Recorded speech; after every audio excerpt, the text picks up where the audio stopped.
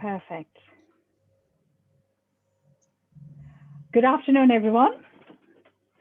Really pleased to have you all with us today. We're just going to give it a minute or two for people to join. Is it exactly 2 o'clock now?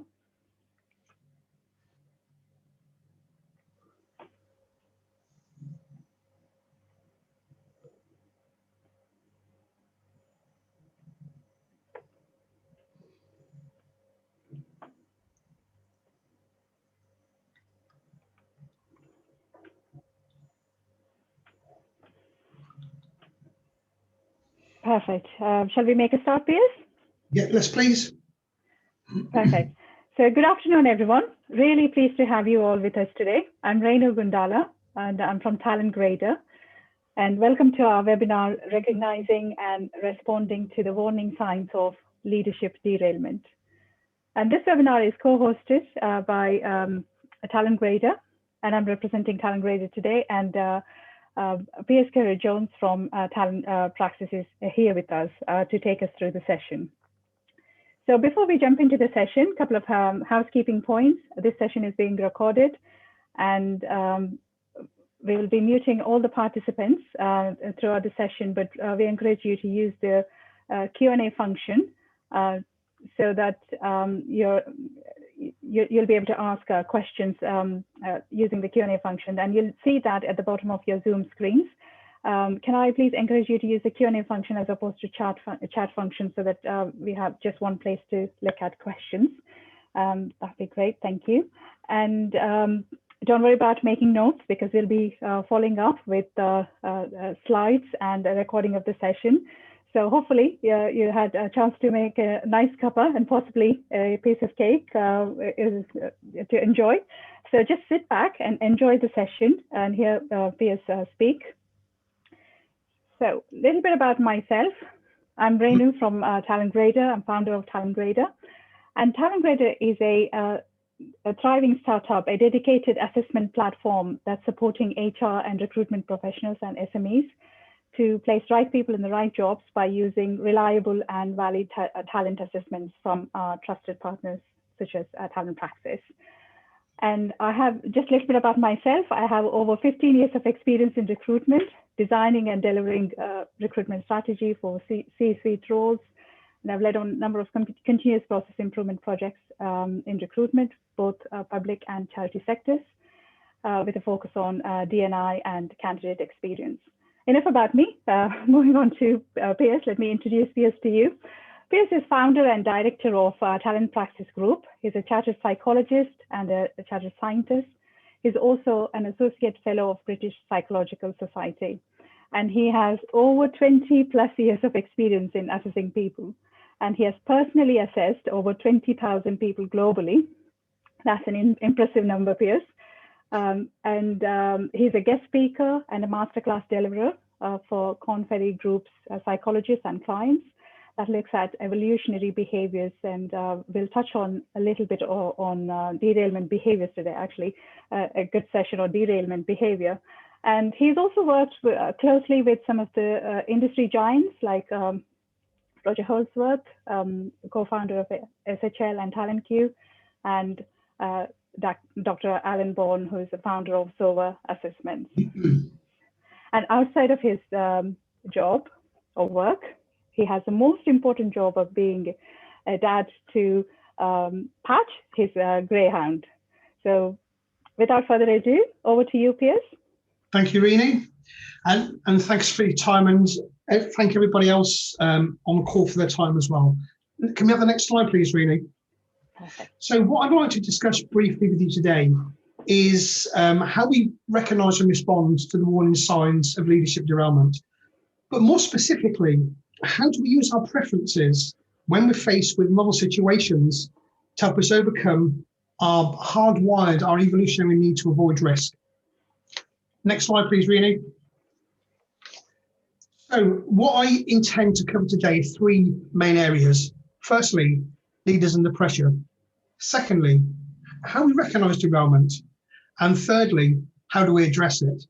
But before we go into that, I'm going to ask you all a quick question now, and Renu will launch a poll shortly. The question is this: have you witnessed any potential signs of derailment in your organisation? Renu, can you launch the poll, please? There you go. Hopefully you can see the poll. Now, this is sort of confidential, so, you know, I'm just interested in terms of whether people are witnessing or being privy to potential derailment responses with colleagues. Thank you, Piers. Just giving a couple more seconds before closing Okay. that.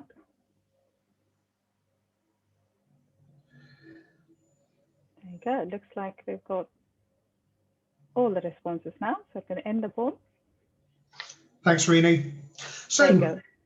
Oh, interesting. Okay, so yeah, people are kind of very mindful, and I'll kind of come back into this in a little bit more detail in a while. But the reason it seems to be quite more prevalent today than it was probably a couple of years ago is because people are coping, having to cope now more with the impact of COVID and all of the the issues that brings.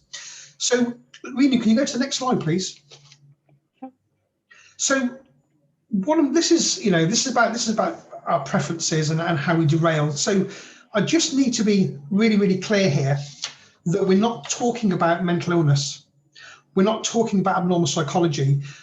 What I'm talking about is the impact of when we're faced with novel situations and we're overplaying our strengths.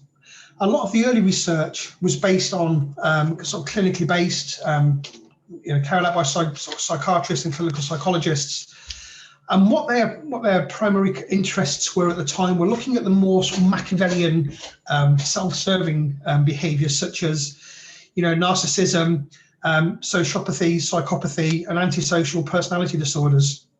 Now, I'm not going to mention any names, but I'm sure that we've all seen over the last few years in press and TV, and probably YouTube as well, where we've seen sort of politicians, leaders, sort of bankers and people in senior government roles have kind of derailed in quite a big way.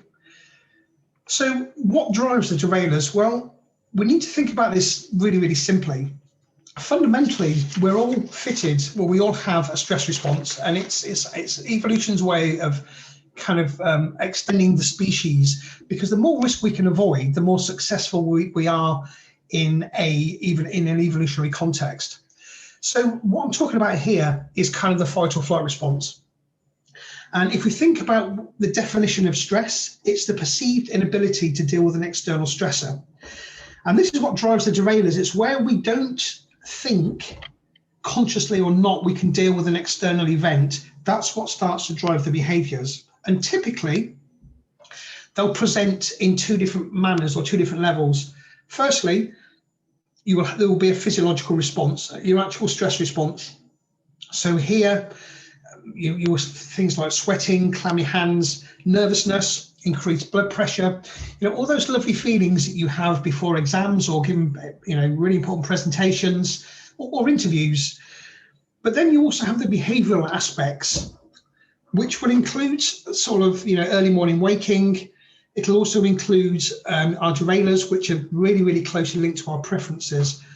And when people are struggling, they generally do one of three things. They'll either move towards people, away from people, or against people. So if we can just flip into the next slide, Renu, we'll just go into this in a little bit more depth. So this is a really important slide in terms of understanding what the derailers are, and I've tried to keep it really, really simple. Hopefully I've done that. So what I'd like to look at initially is that the bottom left-hand side of that slide, and you have a large box with some ticks and some crosses in. So this is a kind of a representation of the Chimp Paradox by Professor Steve Peters, a really, really good book. And it talks about us as a species having two processing systems that run in parallel that allow us to solve challenges or risks in our environment. Now, the vast majority of the time, we're making decisions unconsciously, and the way we're doing that is we're looking at the situation and we're asking ourselves, do I have the resources to deal with this previously? And these are called learned behaviors, or in Steve Peters' language, they're called autopilots. And you'll see here that you've got two ticks. So if you think about all the things that you've done today, you know, you've had a shower, you've probably made a cup of tea or a coffee, done your shoelaces up. All of these things are automated behaviors because we've done them enough over the years to become expert or unconsciously competent. You'll then see that we have a slightly smaller box. This is called the human or the computer.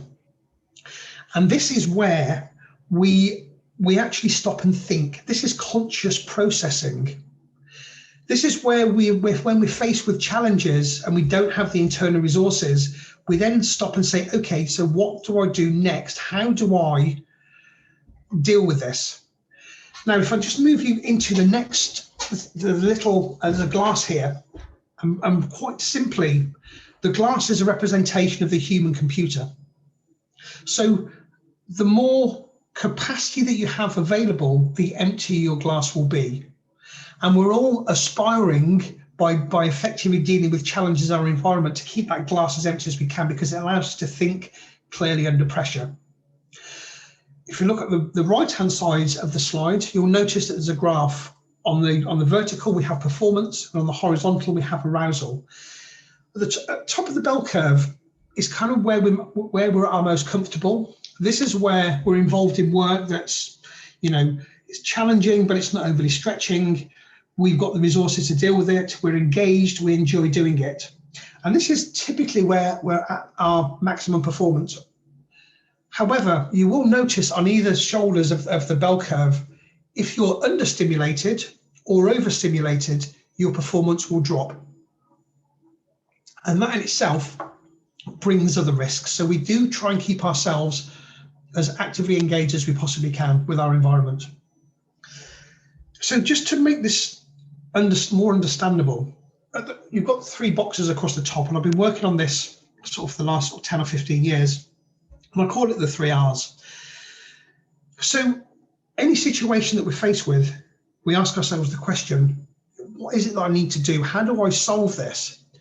Once we know what needs to be done, we then move into the risks, and it's either a high, a medium, or a low risk.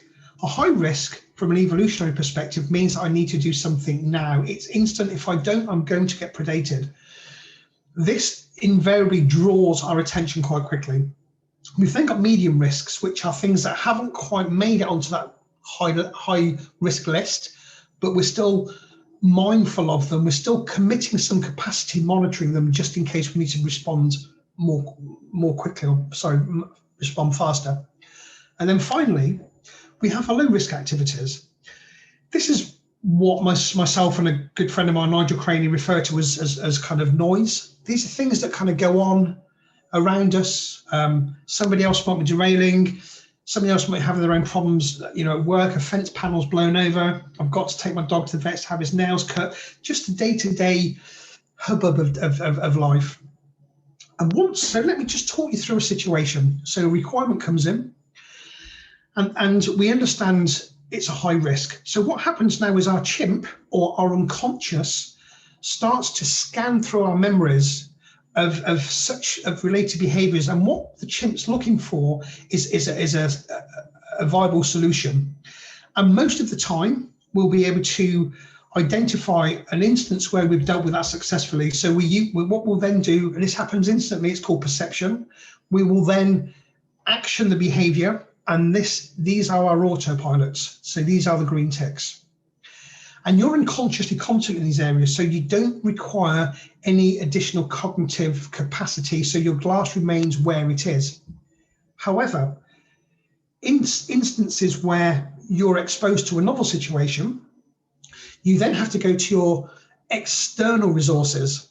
So this is where we go to those people that we know well and we trust and we rely on for counsel. And we're saying to them, this has just happened. Can you give me any input? Most of the time, they'll come back and they'll say, Piers, this very same thing happened to me last week, and I did X, Y, and Z. So what we now do is we now go back to our human computer, back to the glass, and we're now starting to use our conscious capacity to actually work out whether that will work for us. Once we assume we'll have a positive response, we deploy the behaviors. And it will feel a bit clunky, a bit mechanistic, because it's not a learned behavior. we haven't had sufficient time to become unconsciously competent.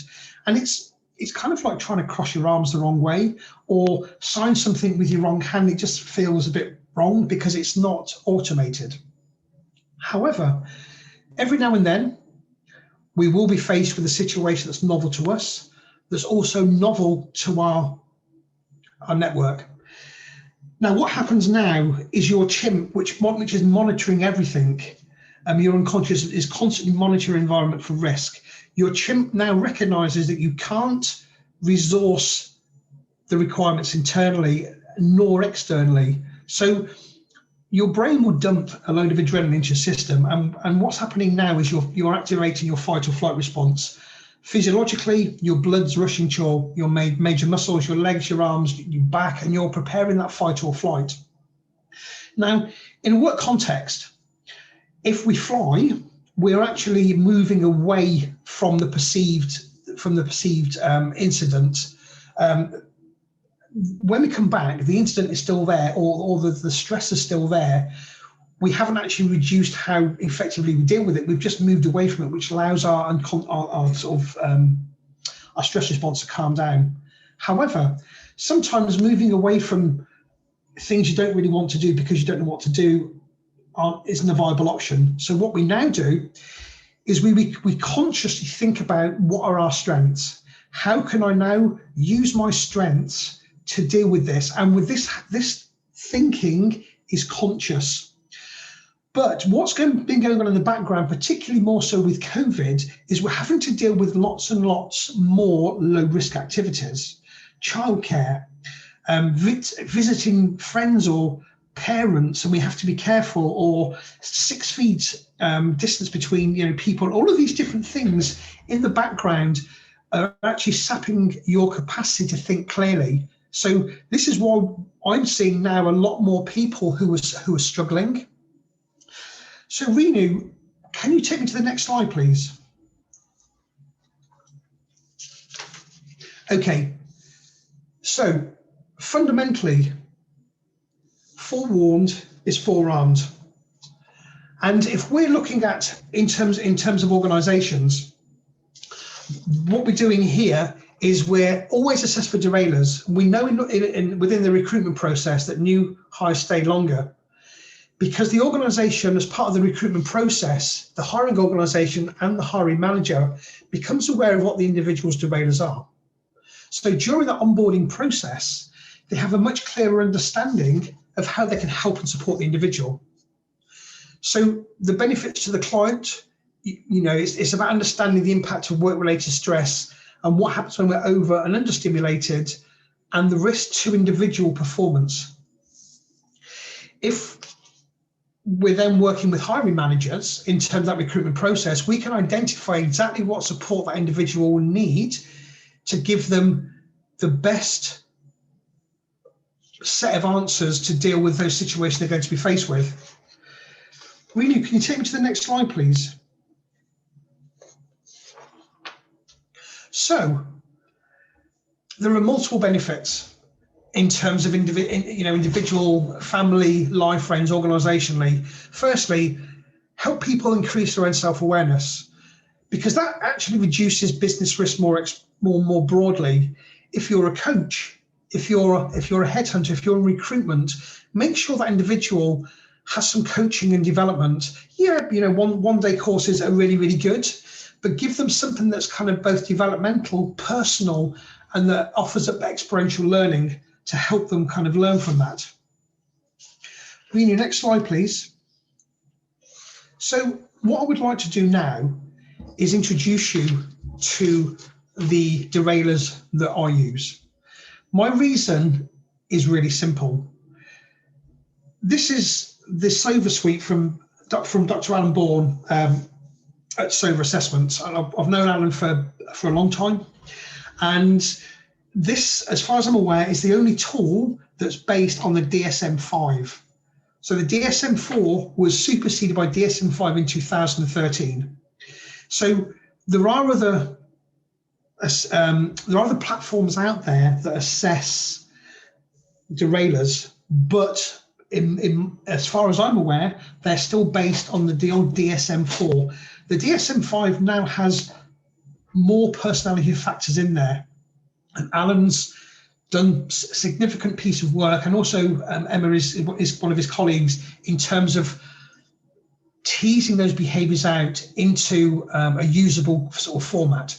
So what I'd like to do now is just pick two and focus on them, and I'll talk about the positives, what the behaviours you'd like to see as a strength, but also just to quickly touch in terms of what that looks like when they're derailing. So let's look for boldness in the middle of the screen. So some of the strengths you'd ordinarily see with this would be someone who's highly influential, very dynamic and fast moving, quite goal focused, relatively tough-minded, charming, charismatic, can be assertive, with quite a strong desire to lead. And hardly surprisingly, you'll see a lot of these individuals at senior levels in organisations where they have to engage more broadly. They can build relationships, build gravitas, build rapport really, really quickly. And people buy into them. The downside is that when they're using these preferences in an untested context, they will eclipse other people. They will reduce opportunities for the more introverted and reflective souls to have their voices heard. Let me pick another one. Right-hand side, meticulous. So on a good day, someone who's meticulous will have preferences around low dynamic, very rule adherent, structured, methodical. They tend to plan and organise their work, and they're very conscientious and attentive to detail. Now, there will be roles that we're all aware of where those traits are sought and valued. The downside is when someone with those preferences is faced or are faced with a situation where they don't have the resources, what they tend to do is they get more involved in the detail. They tend to slow down. They tend to get themselves really into the weeds. Now, the challenge that they then have is being able to look up and take a much broader perspective. So that's my input. Renu, do you have any, can you take me to the next slide, please? Okay, so we go into the questions. I would just like to summarise in terms of the three areas that we identified at the front end. So firstly, leaders under pressure. Well, everyone has derailers, and when they're having to deal with a decreased capacity to think clearly, when they're having to deal with novel situations and challenges from other people, recognising derailment. Well, this only happens after a stress response has been triggered and relates back to our individual preferences, those behaviours that have served us well over the years, because in those areas we're unconsciously competent and we're trying to overplay our strengths. And thirdly, how do we address derailers? Well, assess people, whether you're recruiting, whether you're promoting, whether you're placing shortlisted candidates to a final client, because this is around increasing the individual self-awareness. Help themselves, help them recognise their sequence, help them recognise their own preferences and what that might look like when they're overplayed. Thank you. Rena, over to you. Thank you, Piers. I probably won't be doing it any more justice if I summarize it again. So you beautifully summarized the session. Thank you very much, Piers. I've got a couple of questions here, I think. So just conscious of the time as well, probably if it's okay with you, we'll take one question. At the start of the session, somebody asked what the definition of derailment is. Would you like to kind of, in simple words, quickly summarize that?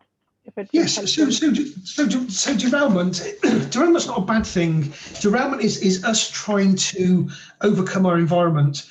So derailment, in my view, it's the behaviours that we're likely to deploy when we're faced with a novel situation and we don't have the resources internally or externally to deal with it based on previous knowledge. I hope that's answered the question. Perfect, thank you. That's very useful, Piers. Thank you. So I think just conscious of the time. So if there are any more questions, we're more than happy to take them through email or just quickly to finish off the session. So what next? We would like to offer you a free trial of our SOVA personality assessment, as Piers was talking about derailers and or the dark side of the personality, which mostly, as coming from a recruitment background, I just like to put my hand up and say that, you know, a lot of the time our focus is to kind of think about the desirable criteria rather than think about what could be the less desirable criteria or the competencies that we would look for, but we don't do that. But using an assessment like this could give good insights into someone's personality and also give some guidance on how to mitigate that and to support them to succeed in their role. So there's a free trial available for you. It's based on SOVA personality assessment, and Piers would also like to extend the offer to give you a bespoke personality assessment that's also based on SOVA personality. And the difference between the standard and the bespoke is that the bespoke personality assessment is based on the job description that you would be recruiting for. So it can be linked to values or the critical competencies that you're looking for. So it can be a very bespoke report, very useful for recruiting decision makers. So there's a link available. We'll share the slides with you. And if interested, you could also book a call with Piers using that link there. So you've been a fantastic audience. Thank you very much. And thank you, Piers, for joining us today. A really useful session. Thank you, everyone. Take care. Thanks, everyone. Bye. Bye.